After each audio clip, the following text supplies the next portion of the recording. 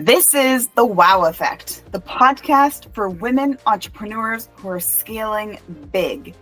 I'm Mallory Steele, and every episode expect honest conversations, actionable insights, and stories that make you say, wow. Welcome back to the Wow Effect podcast, where we share the real stories behind women who are building businesses, breaking barriers, and redefining success on their own terms. I'm your host, Mallory Steele, and today's guest is Emilie Stopp, a powerhouse entrepreneur whose story is as grounded as it is inspiring. From her early hustle, running a paper route at 12, to bartending while building her dreams by day, to carving out a thriving career in real estate, Emilie's journey is a masterclass in resilience, integrity, and the kind of grit that turns obstacles into opportunity. In this conversation, we talk about developing self-worth in business, learning to say no to the wrong clients, navigating the grind period, building genuine relationships in sales, protecting yourself as you grow, and creating high-performance habits that keep you steady through it all. If you've ever wondered what it really takes to go from surviving to thriving, or how to stay focused and aligned while building a business that reflects who you are, this episode is for you. Let's go. Emilie, welcome to the Wow Effect podcast. I'm so excited to have this conversation with you. We've known each other for a little while now, and I've gotten to know a little bit of your story, and I'm so excited to jump into that and share with everyone who's listening of some of your stories, some of your insights. But thank you so much for joining me on this. Thank you for having me. Why don't we kickstart from maybe the beginning, but at what point did you know you were an entrepreneur? That's a great question. I don't think I knew I was an entrepreneur for even the first 5 to 10 years I was an entrepreneur. Well, that's interesting. Yeah, it took me a while, in hindsight. It started when I was really young to just kind of always I think it started more so whenever I realized I didn't like to have structure and be told what to do. And I kind of wanted to create what I could on my own. And I just always learned how to make little side jobs out of everything just from a child. Started out with a paper route when I was 12 years old. And then I would, put the papers together on Sundays. And I decided one day I'm going to put flyers in the newspapers, and I'm going to offer services like cutting your grass and shoveling your snow and raking your leaves. And that's just kind of how it unfolded from there. So. Tell me more about the unfold, because I know there's a little bit, you had your own kind of army, right? Even as a child? Yeah. I definitely always figured out a way to get people to join me on certain things. So I would kind of have build little groups and say, okay, we're going to spread out and do things over here. But I would say that during those years, because I was 12 to 17, so it was most of my high school years, middle school and high school, that I did that. So then I started cleaning services too. And that was all the people that I had, the 42 houses in the paper route that I offered those services to. And from there, when I graduated high school, that's whenever I decided that college really wasn't for me. And it was more so because of finances, right? I couldn't get the loans to go to college. Thought I was supposed to go, but really in hindsight, it was a blessing in disguise that I didn't end up going, because I know I wouldn't have used my degree, and I would have spent a lot of money for something that I wouldn't be putting to use. So that's whenever I was bartending as well. And so I went into bartending at night because I learned that it gave me the cash flow that I needed to fund my daytime dreams, which were all over the place. That I've never heard an entrepreneur say that before. I'm just Really? Kidding. I'm just kidding. I feel like we're all over the place. Yeah. How did you learn to reel that in? You have a billion dreams. You got a bunch of things you want to go after. How did you know where to focus? It wasn't until, I'll back up a little bit and start saying at 18, when I graduated high school and I was in the bartending arena, I was kind of just bartending every night, and then I would do something during the day because I knew bartending was a means to an end. It was something that I did not foresee as my future, even though I could make really good money doing it. So that's whenever I took the leap of faith and decided to move from Pennsylvania to Florida. Never even going to Orlando, Florida before. I just packed up my car and my clothes and I left. And I drove 1,000 miles and I went to Florida it said it was top 4 out of 10 cities for entrepreneurs. I found a fully furnished place online and I said, okay, that looks so much better. I can bartend anywhere else. I'm going to go to Florida. And then that's a brave move. At any point in that journey, maybe even on the drive, was there an oh shit moment? What have I done? Or what am I doing? The point whenever I drove 17 hours straight through to Florida and I got to that place that was online, it looked beautiful. And when I got there, it was a disaster. It smelled so bad. And that's whenever I just like burst into tears and I said, what did I do? That was the part where it woke me up and I was a little bit nervous, but it put me into gear. It checked me because I've never been a person. I think my stubbornness side in those years where I'm not turning around. I'm not calling for help. I didn't really have anyone to go and, ask for help. And I didn't want to look like a failure. So I made sure I made it work. When I got here, where I'm still currently at in Florida, Central Florida, I went out looking for bar jobs thinking it was going to be simple. And honestly, it wasn't. It was a challenge to find a good bartending job in Florida. They overstaff a lot. It wasn't what I was used to doing in Pennsylvania. So it all started because I was a janitor at a sports complex. So I got a janitor's job during the day, eventually found the bartending job at night. And to bring it back to your question about when did I start to like kind of realize and maybe find some kind of structure, it was whenever I kind of got in trouble at the sports complex because I was soliciting other things on their bulletin. Mm-hmm. And somebody said, what are you doing? You're not supposed to be putting solicitations out here like this. And it was really to clean cars and houses on the side.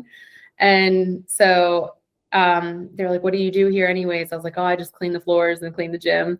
And they were like, oh, I appreciate your determination to get out there and get more business. But what about networking? What about sales? Why don't you do something in sales?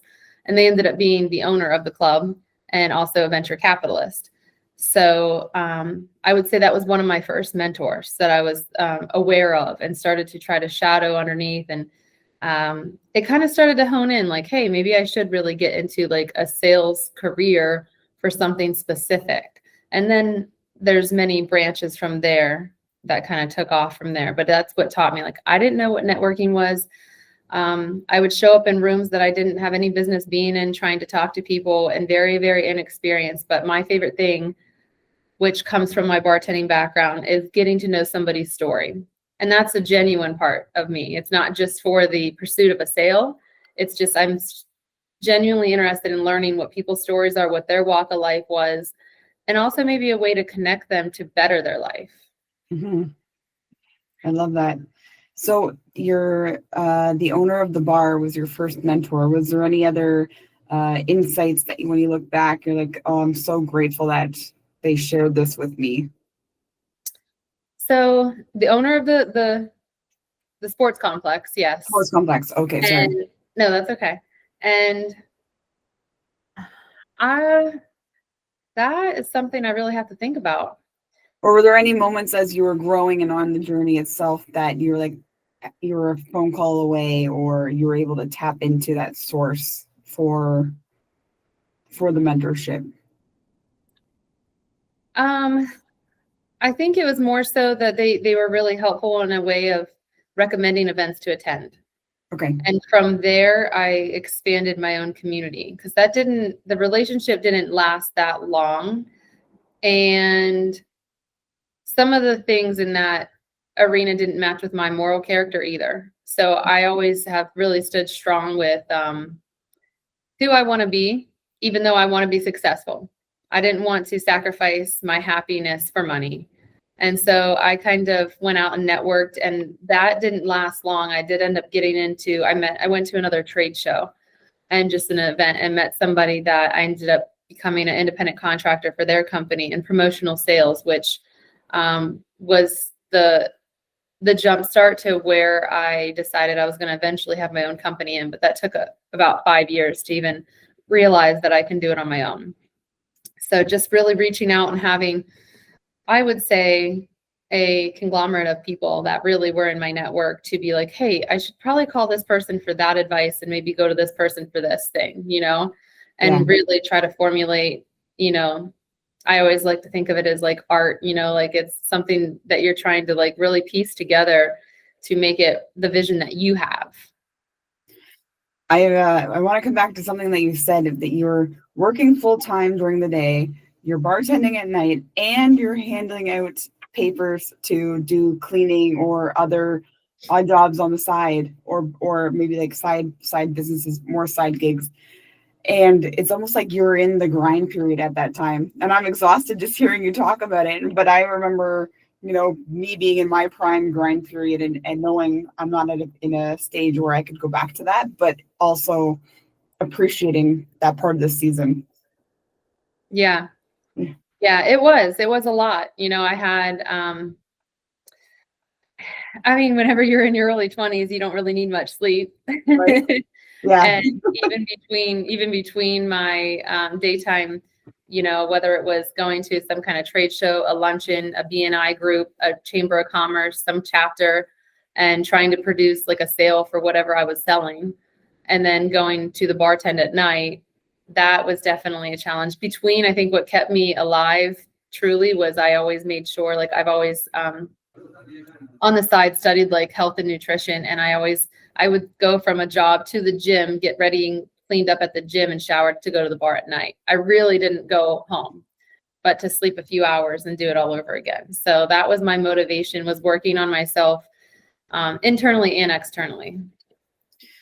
So I think you've probably changed your strategies today, right? You're living a little bit of a different lifestyle today, doing a little bit of a different business today. But do you think you would have been where you are today without that part? Absolutely not. No. I think I appreciate it so much more because you have the ups and the downs, and you can actually just know that I'm not afraid to fail.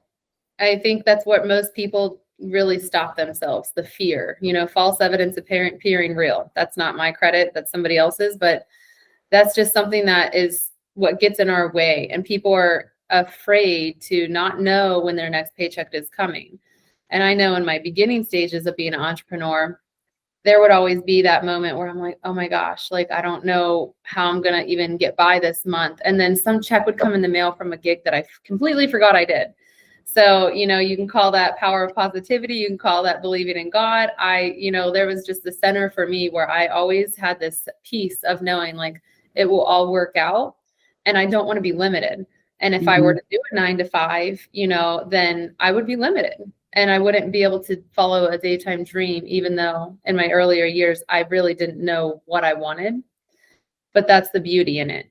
The bartending in my mind was always the cash flow and the flexibility that I could have. So I just made sure if I worked at a bar, it was a nicer restaurant bar that would close early. So I could still get a kind of decent amount of sleep and get up early to have a productive day. And I was always out there seeking. If you're not out there seeking something that you may not even know you want, you'll never find it, right? And if you don't know where you're going, what path does it matter on how you get there? Yeah, you're making me think of a lot of things I want to ask you, because I know who you are, and I know you, you're a person of integrity, and everything that you're saying is true, and it's true to your character. And there's something you said earlier where it didn't matter what I was doing. I wanted to make sure I was happy and I was staying true to myself.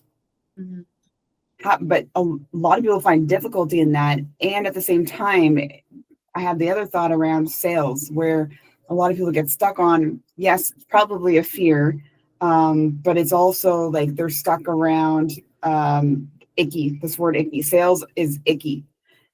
And we're like, we love sales, but why?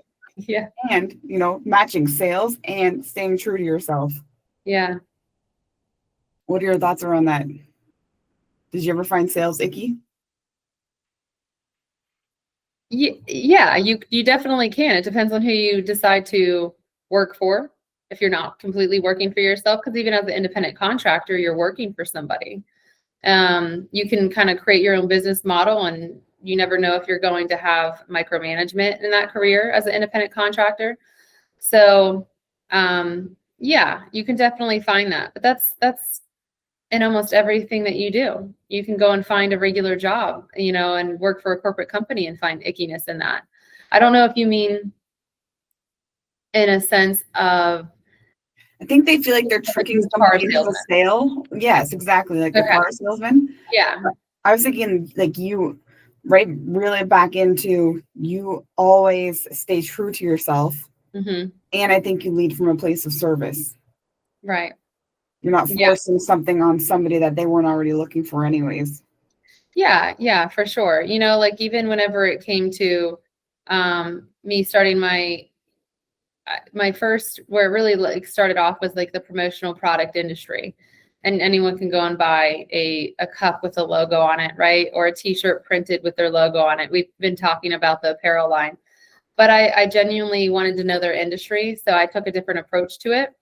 And I didn't care for the way that I was working for another company and how I would work hard for accounts, and certain things were happening where I wasn't, getting the credit, or they were able to step on my toes on the accounts that I was bringing in. So that's whenever I decided to go back to bartending and then learn I can open up my own LLC really easy and go and make my own brand and network myself, because people were buying from me. At the end of the day, a lot of the times it's not the product, they're buying from you. They see that you care. But I didn't want to just sell them the product. I wanted to understand their business. That was so fun. I got to learn so many different types of industries, because I'm also a personality type that likes a challenge every day, even if it can become stressful, because then it's like when you overcome that, it's this accomplishment. So I would go into these companies and say, okay, what are you doing throughout the year? Why are you buying these products from this other company anyways? Oh, we just have always been buying them for years. What is it doing for you? I don't really track that. Okay, so why are you spending this X amount of dollars on this?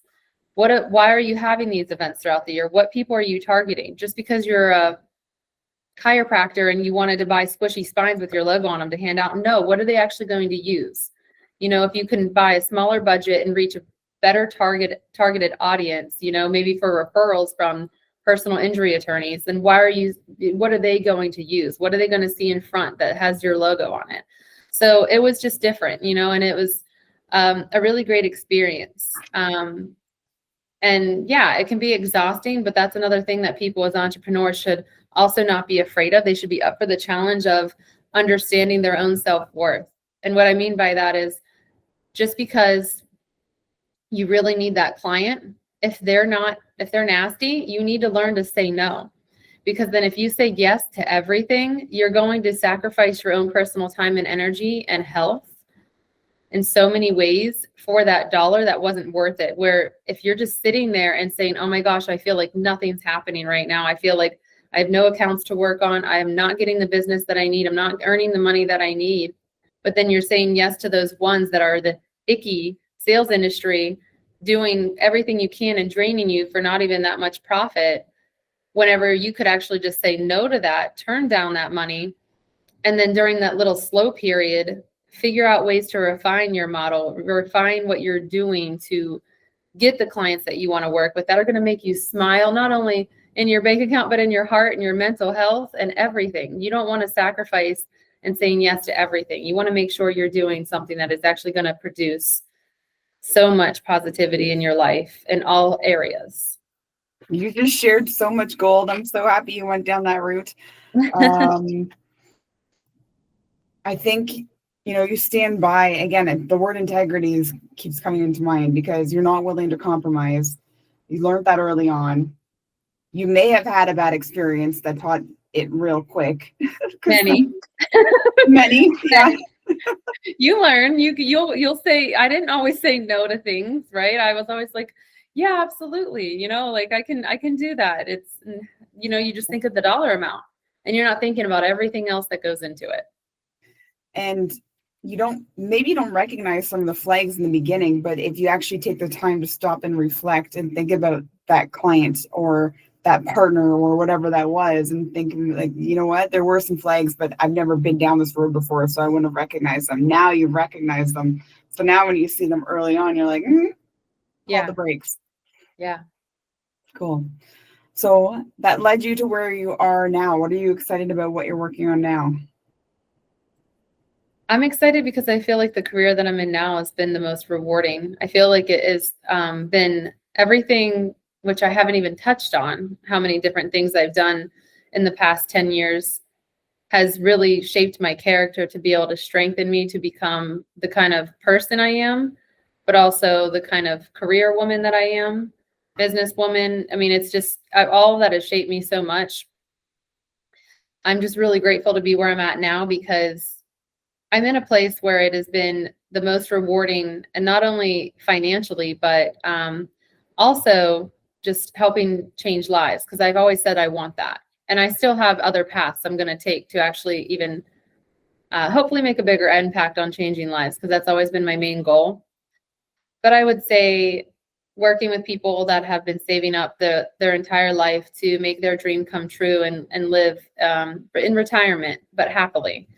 And move to Florida and be in the sun and get to have a community, because I think it's just that's what it's about. Yes, I sell houses now, and I have other plans and business plans written out to be able to do things that from this revenue stream to be able to go ahead and branch off from there and do things like the nonprofit organizations that I want to help people. And but I am really happy that I do get to work with folks that I help change their lives. And then whenever they do get here and they tell me their stories, and I still connect them to other clients that I've worked with.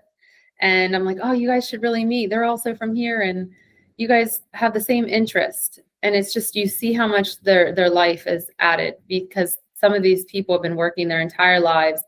Some of them living paycheck to paycheck. Some of them have, enough money to buy multiple investments. So it's just ways I can really still help people and create a good future for them in their second half of their journey, right? They're retiring, they've worked hard for what they have, and it's somebody that they trust me, right? It's just such a beautiful thing too. Whenever I've worked with families, even, they're like, oh, my grandparents, my parents, and I have cousins and uncles and brothers that they're all coming. And it's just a beautiful thing. It's the relationship building that I've always had in any career I've chosen. So I'm really enjoying it. And I think that's another key word there, is the relationship building. So if sales feels icky, when you make it about the relationships, it's hard for it to feel icky. Yeah.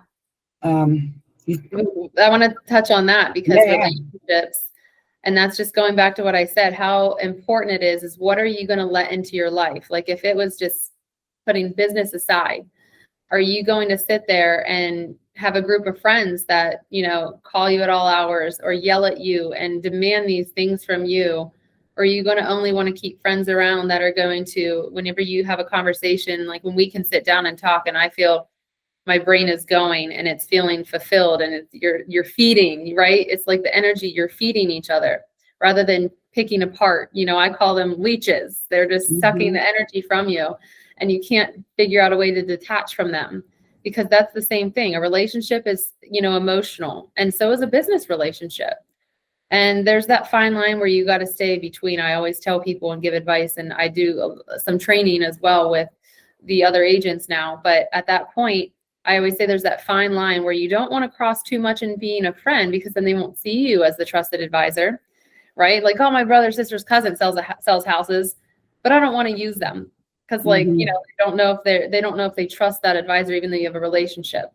So you just want to make sure you don't cross that boundary of being too much of a friend, because you want to make sure that you're their trusted advisor.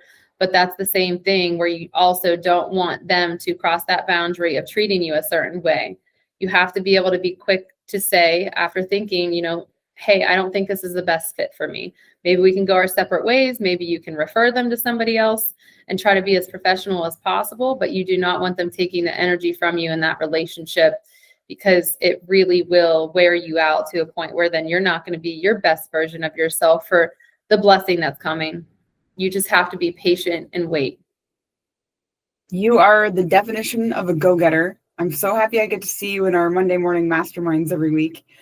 And you are definitely a high performer. And you've touched on a couple of areas where you already have some really healthy boundaries in place. Are there other habits that are like non-negotiables for you to, how do you keep performing at such a high level? Because we could say you have a crazy schedule, but you also have crazy awesome results. So how do you keep those healthy habits? Results in production or on my travels? All of it. Well, to be able Yeah. to even do that, right? There's a lot of entrepreneurs who are in the daily grind and they can't leave and travel, even though that was the dream that they were sold, or they made the jump from corporate entrepreneurship thinking they were buying a business that was going to give them the freedom, but they didn't realize they were jumping into they bought themselves a job that pays minimum wage and they can never leave and travel. So you've gone beyond that, right? Like you've hit a lot of your targets, and our dreams and the posts keep moving. You're never going to stop dreaming and coming up with new goals, but you've hit a lot of your dreams already and you perform every single day, unless you're, we give ourselves the grace days to take a day off once in a while, but you are consistently a high performer. So are there any habits that you also incorporate consistently to keep that? Absolutely. I think for years, I've always been a big believer in your morning routine and your nighttime routine are really going to determine the rest of your week, your life. It's me waking up in the morning. I'm really strict with not checking my phone. I stay off the phone. I do my prayers and meditation. For me, I'm a big believer. So for me, I'm very rooted in my faith. I have not always been that way. So even if I were to talking to somebody that is not on that same agenda and a believer, I would say just still do whatever you can for yourself in your morning time. Wake up. It's kind of like, I always relate things to cars and engines and whatnot. So I always feel like, on a snowy morning, if you live somewhere cold, you got to go and, scrape off the windshield and take the ice off. You got to turn on the car and heat it up and let it warm up and get it started before everything gets flowing, all the fluids and everything gets to the engine, get it warmed up, get the heater going so you cannot be freezing your butt off on the way to work. I mean, I know you know what I'm talking about growing up in Canada. Mm-hmm. Those cold Pennsylvania mornings, that's your body, that's your mind. You need to be in a part where you're giving yourself that grace, and the busyness of the world will always be there. All the people, all the text messages, it's not dire, Always. Yeah, you have to just start your day with that meditation and to just I always start my days with some kind of workout. And of course, the busier you get, you might not make it, but then I've said you can at least do 15 push-ups and 15 squats. Like just do something to get that blood flowing. And then at night, I encourage them to just wind down, get off the electronics. And I'm not perfect at this. There's things that I've gotten addicted to and wanted to binge watch, and so now I don't allow myself to even watch any series. If I want to veg out and make an excuse to turn on that TV, I'm only allowed to watch a movie because I'm not going to get addicted to a series. But more than anything, I read a book. I'm a big podcaster as well. I've always at the gym, I listen to podcasts, but at nighttime, like I said, electronics, really, it's not great. I mean, we all know the science behind it. I'm not saying anything new. I think it's important to get on a book and just read to wind down, have a cup of tea, just anything that you can to relax. I think those are the habits that I will not break. I do not watch TV in bed. So those are just big. Being disciplined is the best thing that you can do for yourself. And it takes time to sometimes create a routine, especially if we're, talking to someone that has been just so used to falling asleep to a TV in bed or anything like that. But it's not impossible. Nothing's impossible. If you really want it bad enough, you can create those habits and mark a calendar, do whatever it is to motivate you. Find an accountability partner. There's ways around it to be able to become more disciplined and have the life that you want. Absolutely. Somebody could say to you, but Emilie, I'm not a morning person. You're just born that way. How does that make you feel? No, I would call their bluff in a second. I'd be like, have you tried? No, you need to just start, just start and just make it a goal. Start doing, maybe just that first week, waking up 30 minutes earlier. You can do it in increments. Just start waking up like 15 minutes earlier, then 30 minutes earlier, and then increasing some activity that you want to do. And those extra 15 minutes that you have to spare now, what are you going to do with those 15 minutes in the morning? I can fit in 10 push-ups and 10 squats, or I can read 10 pages of a book I'm reading, whatever it might be, something that is just solely for you and your health, your spirit, that is not on a phone or a device. Yeah. If you're not a morning person, you can become one. I would debate them in saying, well, have you really looked into some of the most successful people and what their schedules are? Okay, so you want to be successful. Have you really researched and dug into what the most successful people do? You want the life that they're living, but do you want to do what it takes to get there, because you don't understand what it took to get there? Yeah, and there's a whole idea of you need to become before you get. The money will follow, the success will follow, but you need to become first. There was a book I read a little while ago, and we're doing a book study on it coming up in a few months. And I can't remember what it's called, but it's by Craig Groeschel. Oh, Power to Did Change? I need to read that book? No, but I watched his podcast. Is it Power to Change? Yes, that's the book. I read that book. Yeah. Yeah. Remember, I think we talked about this previously. Yeah. But I love his verbiage in it, where it's like, stop trying and start training. Yes. Right? Just like an athlete. I forgot it says that, because I'm actually reading a book right now, Practicing the Way, and it's actually talking about stop trying and start training, and it's in its own way by John Comer. Okay. So it really is important. So I'm not trying, I'm training right now. So I go back to give yourself grace. What are you allowing, first of all, in your life that is actually dampening you to not want to keep trying?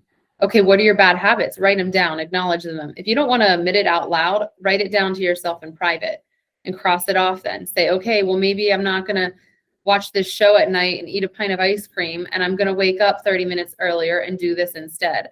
I am in training. I'm always in training. I know that it's not just a short time thing. It's a continual practice in any area of your life. If you're training to get in better shape, it's continuously. You need to just make that a habit.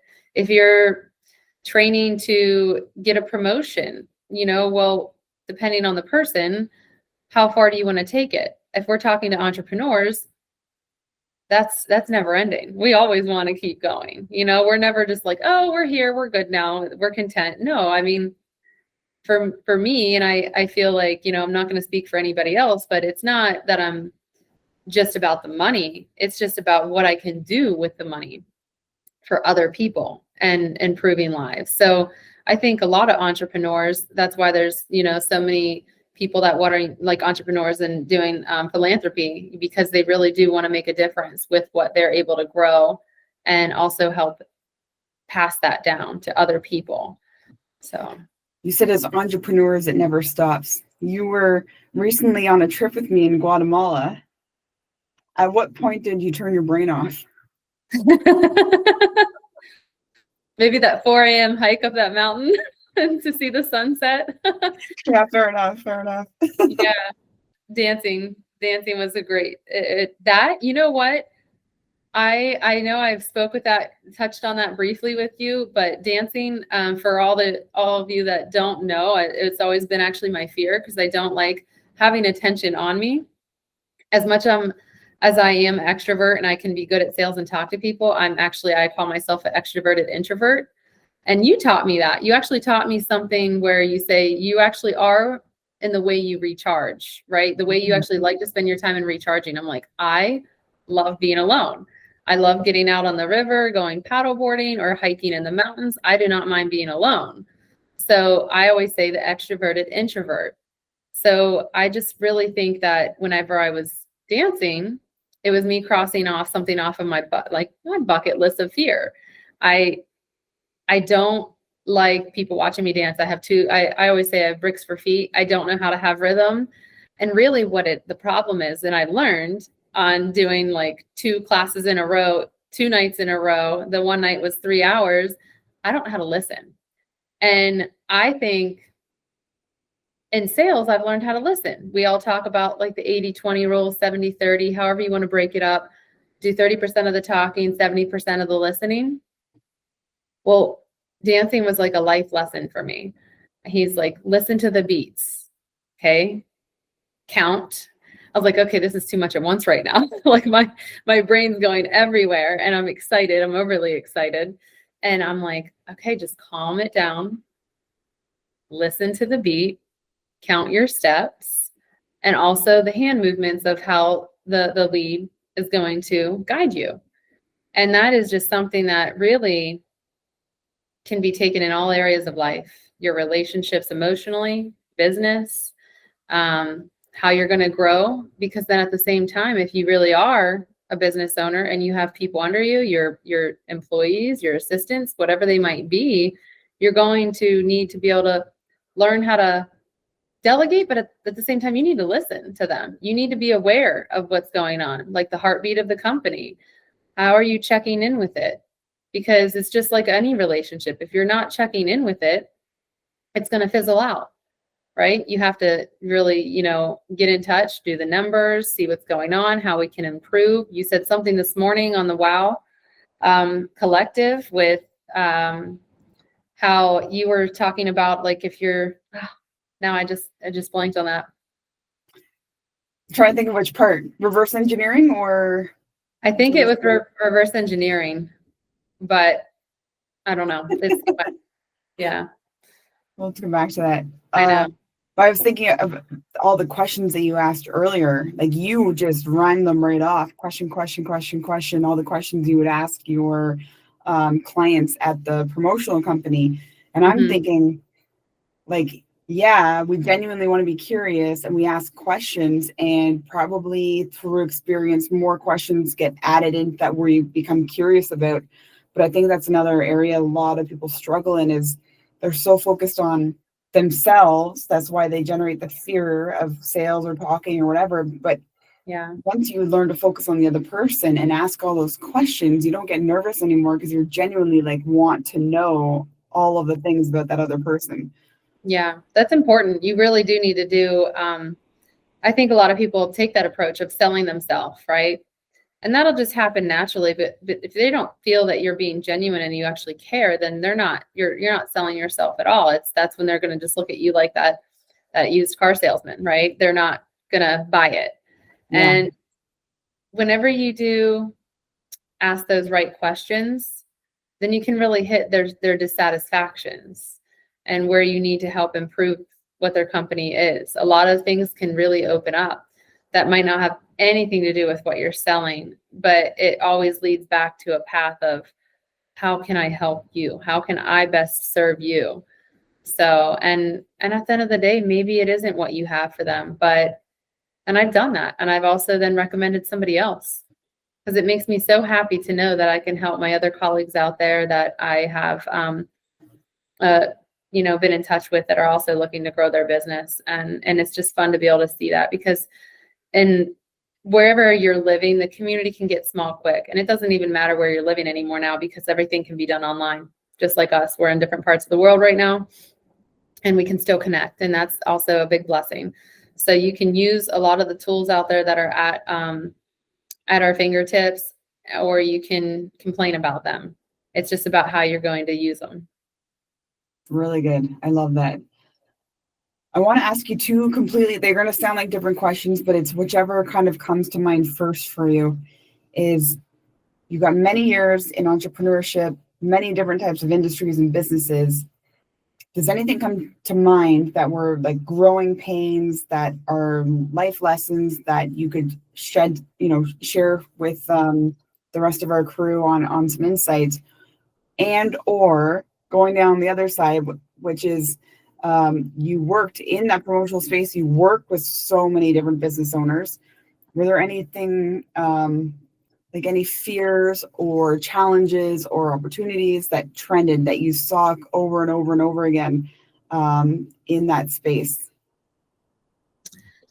I would say for your first part of your question, any growing pains and challenges, I would say that, of course, like there's a ton of growing pains. You learn how to go about deals in different ways, getting contracts, right? Like making sure that you are both in agreement on what it is and not just unfortunately trusting that person. You know, you need to make sure that you do your own research. Even if you have no idea what you're doing, that's me going back to saying like all these resources at our fingertips.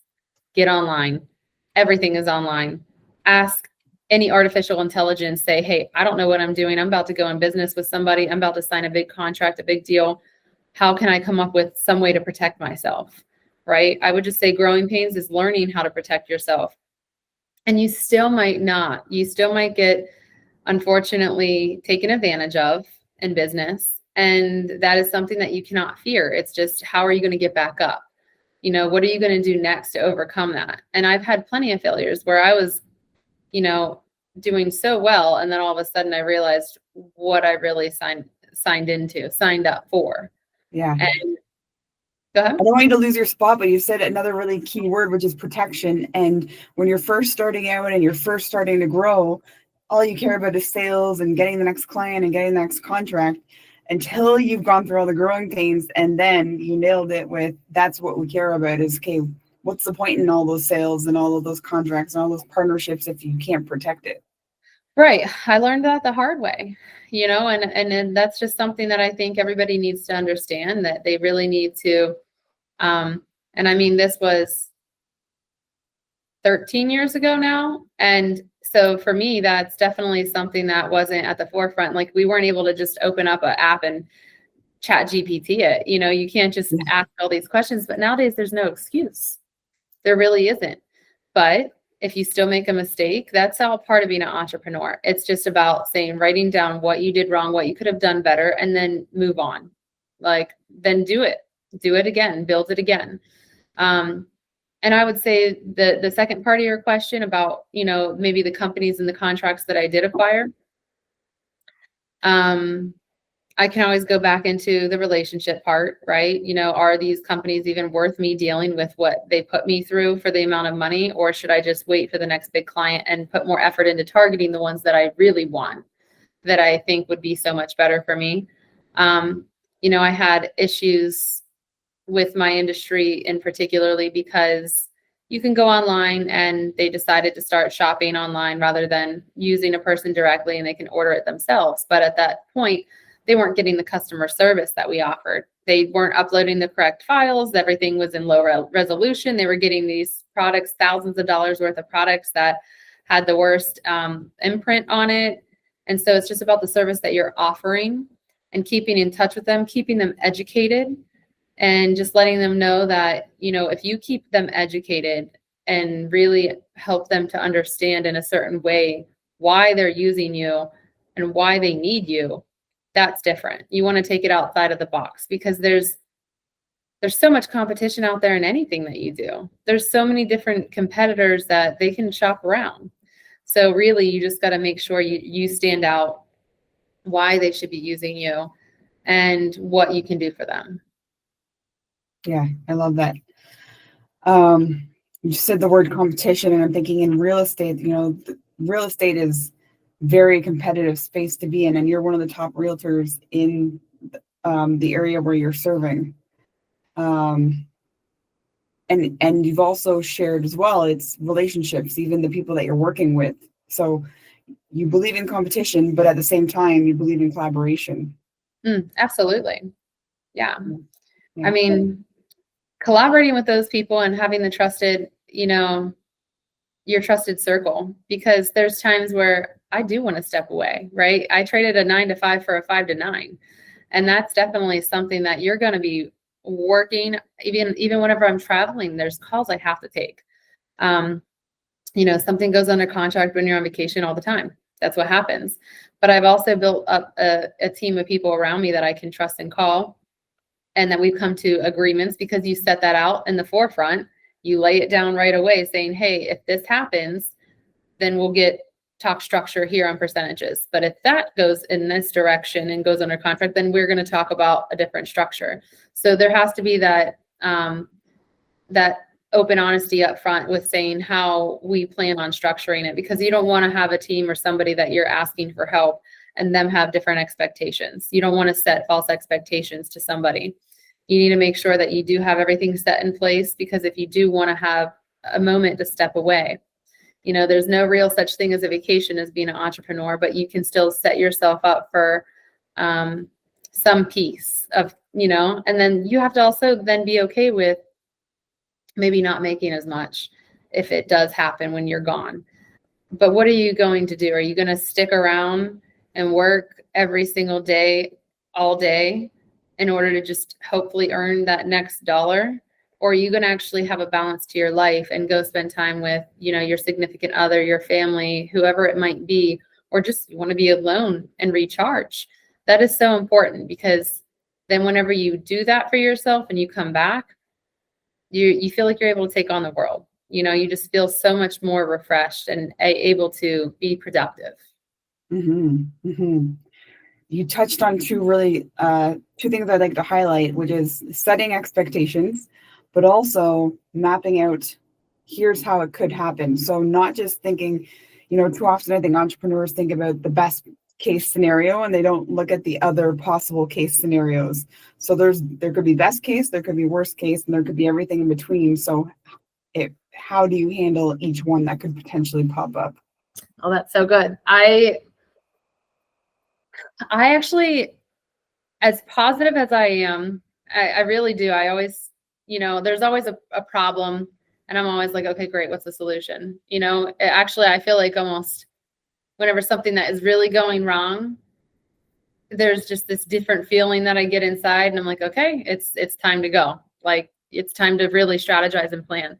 So for me, I actually am always a worst case scenario kind of person. I always like to get that out of the way up front. I feel like that's why I am able to handle the stressors in life a little bit better, because I try to think ahead of what can happen that would go wrong. And it's not exactly in the way you asked me for how to plan and set apart, but more so even for my clients. I always am sitting here saying worst case scenario. And I found that they appreciate that a lot more. And it might even stop the sale, but I'm okay with that, because now I'm not in the middle of losing a deal 5 days before closing, because we've already played out these scenarios of what could happen. Like, I dig a lot more than most do. Yes, I'm not a financial advisor. I'm not, a CPA. I'm not, an appraiser. I'm not all these hats that most real estate agents have to deal with. But I like to go down each path a little bit and saying, well, if this were to happen, where would we be? Do you have the money to cover this? Can you pull from another fund, an IRA? Do you have CDs? Are they maturing? What's those dates? So like, I want to know everything. And some people that I have had shadow me ask, like, wow, like, you get to like really bold questions. Okay, I'm still being personal with them. I do care about their life and where they're at, but that's because it's going to open up these other doorways that give me the opportunity to say and ask those hard questions that I want to know about, because I want to be prepared. And then I can take a vacation, because if I have a closing and that's coming up, it's not going to be a surprise. And maybe you're asking those hard questions because you do care. And right. I don't think it's a matter of negative or positive. I think it's a math equation. I think it's logic, and you're just logically preparing instead of getting emotionally attached to all the different outcomes. Right. And a lot of people can be emotional in the buying process because it's the biggest purchase that most people make in their life. So I want to make sure that we're not getting overly excited. And I actually am always telling people to, hey, what's your budget? How about we stay like well below that? I'm not trying to push it. I'm not sending them houses that are going to be costing more. I say, well, do you have your kids are in New York? How often do you want to go visit them? Okay, what about the plane tickets and the cost and the hotel? Mm-hmm. Like, what are you doing? Have you ever thought about just doing something smaller and maybe investing your money somewhere else? So it's just, those are the things that I genuinely want people to take into consideration and not just be emotional buyers. I want them to be happy, and then that also keeps our relationship long-term, not just after the closing date. I want them to be so happy that they call me like, my daughter got married, like, great. Okay, that's awesome. Like, congratulations. Now they want to buy a house. Okay, even better.